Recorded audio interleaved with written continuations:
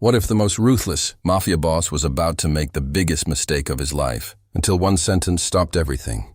Tonight's story takes you to the dark streets of New York, where power rules, mercy is weakness, and orders are never questioned. Adrian DeLuca, a feared Mafia king, commands his men to eliminate a helpless blind girl.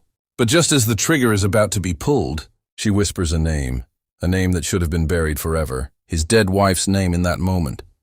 Everything changes. Secrets begin to unfold. The past refuses to stay buried, and a single decision could destroy or save an empire. So make sure you like, share, and subscribe for more powerful stories. And let's get started. Rain hammered the pavement of a dim Brooklyn alley, neon lights flickering across puddles as Mafia boss Adrian DeLuca stepped out of his black car. His men dragged a frail blind girl toward him, her soaked dress clinging to her thin frame. Adrian's expression remained ice-cold, untouched by pity or doubt. "No witnesses," he said quietly, his voice more dangerous than a shout. One of his men raised a gun. Ready to obey, the girl didn't struggle. She stood still, her empty eyes staring into darkness, yet her face held a strange calm that unsettled everyone present. A sharp gust of wind howled through the alley, carrying the distant echo of sirens. Adrian lit a cigarette, watching without emotion as smoke curled into the night air. "Do it," he repeated, impatience creeping into his tone. But just as the trigger began to pull, the girl spoke soft, fragile yet piercing through the storm. "Adrian, Elena sent me." The name hit him like a bullet. His hand froze mid-air, the cigarette slipping from his fingers and hissing against the wet ground. For a second, the world around him seemed to disappear. Elena, the woman he had buried with his own hands, the only person who had ever seen the man beneath the monster. His men glanced at each other nervously, unsure whether to proceed or step back. Adrian moved forward slowly, his polished shoes splashing through shallow water.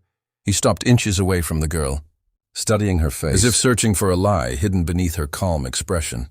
"You don't say that name unless you want to die faster," he said, his voice low but shaking beneath the surface. The girl tilted her head slightly, as if sensing his presence. Without seeing him, she said, "You'd protect me," she whispered. For the first time in years, Adrian felt something crack inside him, and it terrified him more than any enemy ever could. The alley fell into a heavy silence, broken only by the distant rumble of thunder. Adrian's men stood frozen, their weapons lowered but not holstered, waiting for a signal that didn't come. Adrian stared at the blind girl, his mind racing with memories he had buried long ago. Slowly she reached into her coat, her movements careful and unthreatening, and pulled out a small object wrapped in cloth. One of the guards stepped forward, but Adrian raised his hand, stopping him instantly. "Let her," he ordered. The girl unwrapped the cloth and revealed a delicate silver locket. Even before it touched his palm, Adrian knew what it was. His breath caught as he snatched it, his fingers trembling despite his iron control. The locket was scratched in the same place, the tiny engraving inside exactly as he remembered. It was Elena's. He had placed it around her neck himself before she was buried. "She's alive," the girl said softly, her voice steady despite the tension around her. "She saved me and told me to find you when the time was right." Adrian's chest tightened, disbelief battling with a desperate hope he refused to accept. Images of that night flooded back. The fire, the chaos, the body he thought was hers.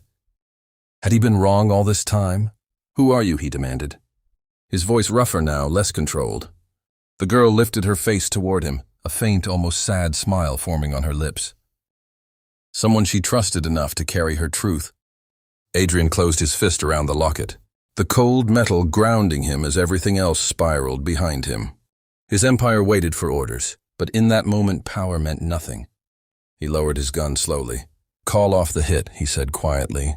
His men exchanged shocked glances, but no one dared question him. For the first time in years, Adrian DeLuca chose to listen instead of destroy, and deep down he knew this decision would change everything.